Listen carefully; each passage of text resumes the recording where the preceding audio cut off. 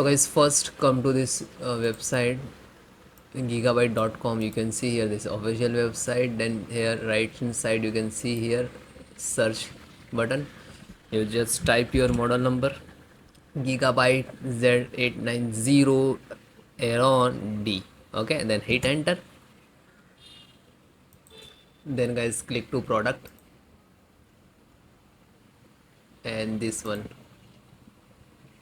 Actually there are two type of D and G, so you can install any because installations process same. You can follow this for D and install G, so it's okay.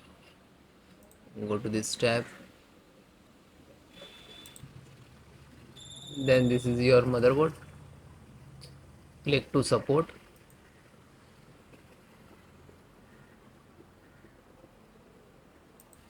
Then select your operating system, which is using Windows 10 and 11. If you have Windows 10, and you can see in installation is Windows 11, so no worry, you can, because same installations process. Okay,